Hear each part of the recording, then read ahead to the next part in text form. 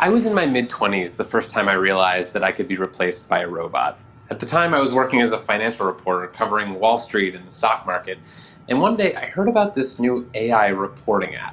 Basically, you just feed in some data like a corporate financial report or a database of real estate listings, and the app would automatically strip out all the important parts, plug it into a news story, and publish it with no human input required. Saya berusia pertengahan ke-20-an saat pertama menyadari bahwa saya bisa digantikan oleh robot. Saat itu, saya bekerja sebagai reporter keuangan yang meliput Wall Street dan pasar saham. Dan suatu hari, saya mendengar tentang aplikasi pelaporan AL baru ini. Pada dasarnya, Anda hanya memasukkan beberapa data, seperti laporan keuangan, perusahaan atau basis data, daftar real estate. Dan aplikasi akan segera otomatis menghapus semua bagian penting, memasukkannya ke dalam berita, dan menerbitkannya tanpa memerlukan masukan manusia. Now, these AI reporting apps, they weren't going to win any Pulitzer Prizes, but they were shockingly effective. Major news organizations were already starting to use them, and one company said that its AI reporting app had been used to write 300 million news stories in a single year, which is slightly more than me, and probably more than every human journalist on Earth combined. For the last few years, I've been researching this coming wave of AI and automation, and I've learned that what happened to me that day is happening to workers in all kinds of industries, no matter how seemingly prestigious or high-paid their jobs are. Sekarang, aplikasi pelaporan AL ini tidak akan memenangkan hadiah Pulitzer apapun, tetapi sangat efektif. Organisasi berita besar sudah mulai menggunakannya, dan satu perusahaan mengatakan bahwa aplikasi pelaporan AL-nya telah digunakan untuk menulis 300 juta berita dalam 1 tahun. Yang sedikit lebih banyak dari saya dan mungkin lebih dari gabungan semua jurnalis manusia di bumi ini. Selama beberapa tahun terakhir, saya telah meneliti gelombang AL dan otomatisasi yang akan datang ini. Dan saya telah belajar bahwa apa yang terjadi pada saya hari itu terjadi pada pekerja di semua jenis industri, tidak peduli seberapa bergengsi atau bergaji tinggi pekerjaan mereka. Doctors are learning that machine learning algorithms can now diagnose certain types of cancers more accurately than they can. Lawyers are going up against legal AIs that can spot issues in contracts with better precision than them. Recently at Google, they ran an experiment with an AI that trains neural networks, essentially a robot that makes other robots. And they found that these AI-trained neural networks were more accurate than the ones that their own human programmers had coded. Dokter sedang mempelajari bahwa algoritma pembelajaran mesin sekarang dapat mendiagnosis jenis kanker tertentu lebih akurat daripada yang mereka bisa. Pengacara menentang AL hukum yang dapat melihat masalah dan kontrak dengan ketepatan yang lebih baik daripada mereka. Baru-baru ini, Google, mereka menjalankan eksperimen dengan AL yang melatih jaringan saraf, pada dasarnya robot yang membuat robot lain. Dan mereka menemukan bahwa jaringan saraf AL terlatih ini lebih akurat daripada yang telah dikodekan oleh pemrograman manusia mereka sendiri. But the most disturbing thing I learned in my research is that we've been preparing for this automated future in exactly the wrong way. For years, the conventional wisdom has been that if technology is the future, then we need to get as close to the technology as possible. We told people to learn to code and to study hard skills like data science, engineering, and math. Because all those soft skills people, those artists and writers and philosophers, they were just going to end up serving coffee to our robot overlords. Tetapi hal paling mengganggu yang saya pelajari dalam penelitian saya adalah bahwa kita telah mempersiapkan masa depan otomatis ini dengan cara yang salah. Selama bertahun-tahun, kebijaksanaan konvensional adalah bahwa jika teknologi adalah masa depan, maka kita perlu sedekat mungkin dengan teknologi. Kami memberitahu orang-orang untuk belajar membuat kode dan mempelajari keterampilan keras seperti sains data, teknik, dan matematika. Karena semua orang yang memiliki keterampilan lunak itu, para seniman, penulis, dan filsuf, mereka hanya akan menyajikan kopi kepada tuan robot kami. But what I learned was that essentially the opposite is true. Rather than trying to compete with machines, we should be trying to improve our human skills, the kinds of things that only people can do, things involving compassion, and critical thinking, and moral courage. And when we do our jobs, we should be trying to do them as humanely as possible.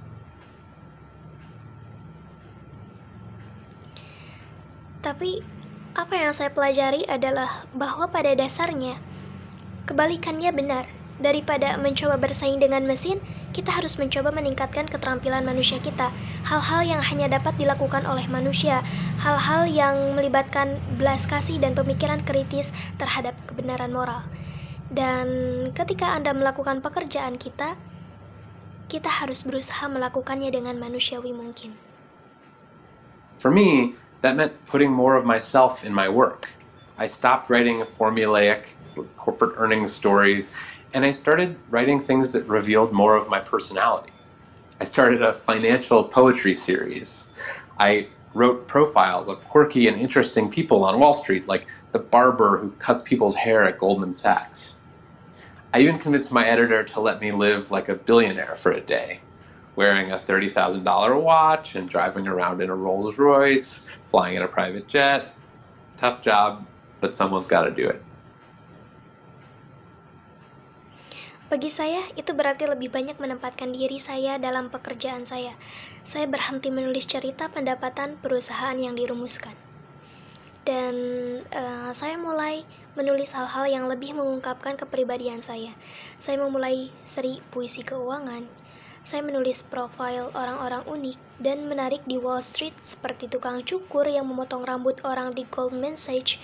Saya bahkan meyakinkan editor saya untuk membiarkan saya hidup seperti miliarder selama sehari, mengenakan jam tangan seharga $30,000 dan berkeliling dengan Rolls Royce, terbang dengan jet pribadi. Pekerjaan yang sulit, tetapi seseorang harus melakukannya. And I found this new human approach to my job made me feel much more optimistic about my own future. Because you can teach a robot to summarize the news or to write a headline that's going to get a lot of clicks from Google or Facebook, but you can't automate making someone laugh with a dumb limerick about the bond market or explaining what a collateralized debt obligation is to them without making them fall asleep. Dan saya menemukan bahwa pendekatan manusiawi baru terhadap pekerjaan saya membuat saya merasa jauh lebih optimis tentang masa depan saya sendiri. Karena Anda dapat mengajari robot untuk merangkum berita atau menulis rajuk utama yang akan mendapat banyak klik dari Google atau Facebook. Tetapi Anda tidak dapat secara otomatis membuat seseorang tertawa dengan sikap bodoh yang tentang pasar obligasi atau menjelaskan apa itu kewajiban hutang yang dijaminkan kepada mereka tanpa membuat mereka tertidur. And as I researched more, I found so many more examples of people who had succeeded this way, by refusing to compete with machines and instead making themselves more human. Take Russ. Russ Garofalo is my accountant. He helps me with my taxes every year. And as you can probably tell from the photo, Russ is not a traditional accountant. He's a former stand-up comedian, and he brings his comedic sensibility to his work. I swear I've had more fun talking about itemized deductions with Russ than at actual comedy shows that I've paid real money to see. Dan saat saya meneliti lebih lanjut, saya menemukan bahwa lebih banyak contoh orang yang berhasil dengan cara ini, dengan menolak bersaing dengan mesin dan malah menjadikan diri mereka lebih manusiawi. Ambil saja Russ Garofalo adalah akuntan saya. Dia membantu saya dengan pajak setiap tahunnya. Dan seperti yang mungkin Anda lihat dari foto, Russ bukanlah akuntan tradisional. Dia mantan komedian stand-up. Dan dia membawa kepekaan komedi ke dalam karyanya. Aku bersumpah, aku lebih senang membicarakan pengurangan terperinci dengan Russ daripada di acara komedi sungguhan yang aku bayar untuk menontonnya.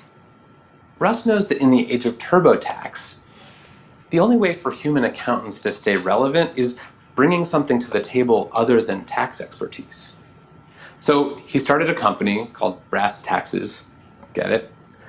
He hired a bunch of other funny and personable accountants, and he started looking for clients in creative industries who would appreciate the value of having a human being walk them through their taxes. Now, technically, I should be very worried about Russ, because tax preparation is a highly automation-prone industry. In fact, according to an Oxford University study, it has a 99% chance of being automated.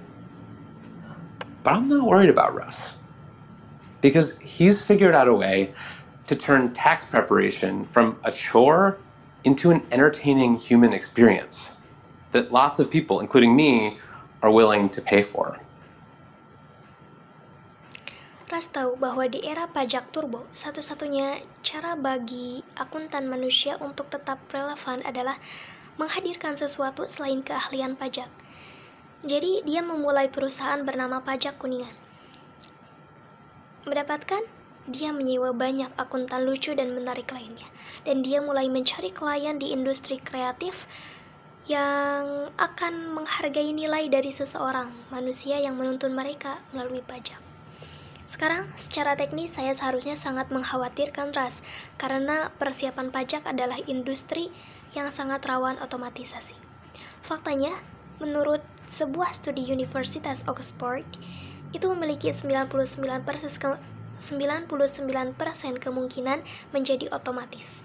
Tapi saya tidak khawatir tentang Russ, karena dia menemukan cara untuk mengubah persiapan pajak dari pekerjaan rumah menjadi pengalaman manusia yang menghibur dan bersedia dibayar oleh banyak orang, termasuk saya. Or take Mitsuru Kawai. 60 years ago, Mitsuru started as a junior trainee at a Toyota factory in Japan. He made car parts by hand. And this was the 1960s, an era when the auto industry was undergoing a huge technological transformation. The first factory robots had started coming onto the assembly lines, and a lot of people were worried that auto workers were going to become obsolete. Mitsuru decided to focus on what, in Japanese, is called monozukuri, basically human craftsmanship. Atau ambil Mitsuru Kawai. 60 tahun lalu, Mitsuru memulai karirnya sebagai train junior di sebuah pabrik Toyota di Jepang. Dia membuat suku cadang mobil dengan tangan, dan ini adalah sekitar tahun 1960-an, era di mana industri otomotif sedang mengalami transformasi teknologi yang sangat besar.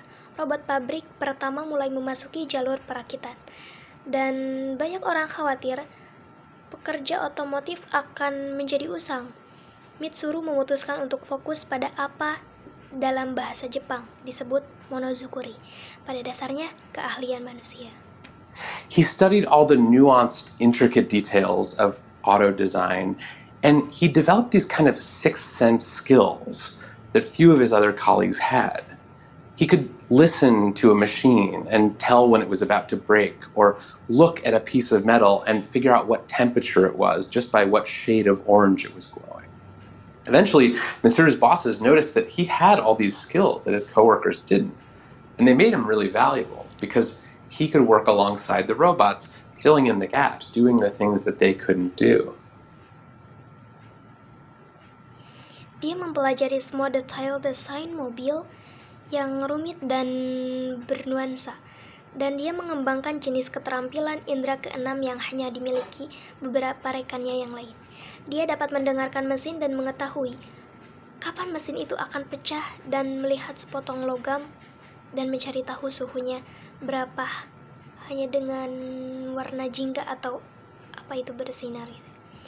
Akhirnya, bos Mitsuru menyadari bahwa dia memiliki sebuah keterampilan yang tidak dimiliki rekan kerjanya, dan membuatnya sangat berharga, karena dia dapat bekerja bersama robot yang mengisi celah, melakukan hal-hal yang tidak dapat mereka lakukan. He kept getting promoted, and just this year, Mitsuru Kawai was named Toyota's first ever Chief Monozukuri Officer, in recognition of the 60 years that he spent teaching Toyota workers that even in a highly automated industry, their human skills still matter. Dia terus dipromosikan dan hanya tahun ini Mitsuru Kawai dinobatkan sebagai Chief Monozukuri Officer pertama di Toyota, sebagai pengakuan atas 60 tahun yang dihabiskan untuk mengajar pekerja Toyota bahwa bahkan dalam industri yang sangat otomatis, keterampilan manusia mereka tetap penting. Or take Marcus Books. Marcus Books is a small, independent, Black-owned bookstore in my hometown of Oakland, California. It's a pretty amazing place. It's the oldest Black-owned bookstore in America, and for 60 years, it's been introducing Oaklanders to the work of people like Toni Morrison and Maya Angelou. But the most amazing thing about Marcus Books is that it's still here. Atau ambil saja contoh Marcus Books. Marcus Books adalah toko buku kecil, independen, milik Black di kampung halaman saya di Oakland, California. Itu adalah tempat yang sangat menakjubkan. Ini adalah toko buku tertua milik Black di Amerika. Dan selama 60 tahun telah memperkenalkan orang-orang Oakland kepada karya orang-orang seperti Toni Morrison dan Maya Angelou selama 60 tahun. Tapi hal yang paling menakjubkan tentang Marcus Books adalah buku itu masih ada di sini. So many independent bookstores have gone out of business in the last few decades because of Amazon or the internet. So how did Marcus Books do it? Well, it's not because they have the lowest prices or the slickest e-commerce setup or the most optimized supply chain. It's because Marcus Books is so much more than a bookstore. It's a community gathering place where generations of Oaklanders have gone to learn and grow. It's a safe place where Black customers know that they're not going to be followed around or patted down by a security guard.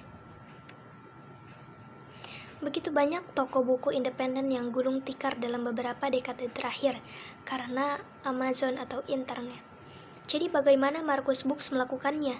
Ini bukan karena mereka memiliki harga terendah atau penyiapan ENIAC paling apik atau rantai pasokan yang paling optimal. Itu karena Marcus Books lebih dari sekedar toko buku. Ini adalah tempat berkumpulnya komunitas, tempat generasi Oaklanders belajar dan tumbuh. Ini adalah tempat yang aman di mana pelanggan Black tahu bahwa mereka tidak akan diikuti atau ditepuk oleh penjaga keamanan. As Blanche Richardson, one of the owners of Marcus Books, told me, it just has good vibes. Earlier this year, Marcus Books temporarily closed. And like a lot of businesses, its future was uncertain. It was raising money through a GoFundMe page, and then George Floyd was killed. The streets filled with protests, and orders poured in to Marcus Books from all over the country. First 100 books a day, then 200, then 300. Seperti yang dikatakan Blanche Richardson, salah satu pemilik Marcus Books, itu hanya memiliki getaran yang bagus. Awal tahun ini, Marcus Books ditutup sementara dan seperti banyak bisnis lainnya, masa depannya tidak pasti. Itu mengumpulkan uang melalui halaman GoFundMe. Dan kemudian, George Floyd terbunuh. Jalanan dipenuhi dengan protes dan pemesanan mengalir ke Marcus Books dari seluruh negeri. Pertama, 100 buku sehari, lalu 200, lalu 300. Today, they're selling 5 times as many books as they were before the pandemic. And their GoFundMe page has raised more than $250,000. And if you look at the comments on its GoFundMe page, you can see why Marcus Books has survived all these years. One person wrote that we have a duty to preserve gems like this in our community. Saat ini, mereka menjual buku 5 kali lebih banyak daripada sebelum pandemi, dan laman GoFundMe mereka telah mengumpulkan lebih dari $250,000. Dan jika Anda melihat komentar di halaman GoFundMe, Anda dapat melihat mengapa Marcus Books bertahan selama bertahun-tahun. Satu orang menulis bahwa kami memiliki tugas untuk melestarikan permata seperti ini di komunitas kami. Someone else said, I've been going to Marcus Books since I was a child, and Blanche Richardson showed me many kindnesses. Gems. Kindnesses. Those aren't words about technology. They're not even words about books. They're words about people. The thing that saved Marcus Books was how they made their customers feel. An experience, not a transaction. Orang lain berkata, setelah pergi ke Marcus Books, sejak saya masih kecil, dan Blanche Richardson menunjukkan banyak kebaikan kepada saya. Permata, kebaikan. Itu bukanlah kata-kata tentang teknologi. Itu bahkan bukan kata-kata tentang buku. Itu adalah kata-kata tentang orang. Hal yang menyelamatkan Marcus Books adalah bagaimana mereka membuat pelanggan mereka merasa sebuah pengalaman, bukan transaksi. If you, like me, sometimes worry about your own place in an automated future, you have a few options. You can try to compete with the machines. You can work long hours. You can turn yourself into a sleek, efficient productivity machine. Or you can focus on your humanity and doing the things that machines can't do. Bringing all those human skills to bear on whatever your work is. If you're a doctor, you can work on your bedside manner so that your patients come to see you as their friend rather than just their medical provider. Jika Anda seperti saya, terkadang mengkhawatirkan tempat Anda sendiri di masa mendatang yang otomatis, Anda memiliki beberapa opsi. Anda dapat mencoba menyelesaikannya dengan mesin, Anda dapat bekerja dalam waktu lama, Anda dapat mengubah diri Anda menjadi mesin produktivitas yang ramping dan efisien. Atau Anda dapat fokus pada kemanusiaan Anda dan melakukan hal-hal yang tidak dapat dilakukan oleh mesin. Membawa sebuah keterampilan manusia untuk mendukung apapun yang Anda kerjakan. Jika Anda seorang dokter, Anda dapat bekerja di samping tempat tidur Anda, bukan hanya penyedia medis mereka. If you're a lawyer, you can work on your trial skills and your client interactions rather than just cranking out briefs and contracts all day. If you're a programmer, you can spend time with the people who actually use your products, figure out what their problems are and try to solve them, rather than just hitting next quarter's growth targets. That's how we become future-proof. Jika Anda seorang pengacara, Anda dapat melatih keterampilan uji coba dan interaksi klien Anda daripada hanya membuat ringkasan dan kontrak sepanjang hari. Jika Anda seorang programmer, Anda dapat menghabiskan waktu dengan orang-orang yang benar-benar menggunakan produk Anda, mencari tahu apa masalah mereka, dan mencoba menyelesaikannya, daripada hanya mencapai target pertumbuhan kuartal berikutnya. Begitulah cara kami menjadi bukti masa depan. Not by taking on the machines, but by excelling in the areas where humans have a natural advantage. By living and working more like humans, we can make ourselves impossible to replace. And the good news is that we don't have to learn a single line of code or deploy a single algorithm. In fact, you already have everything you need. Thank you.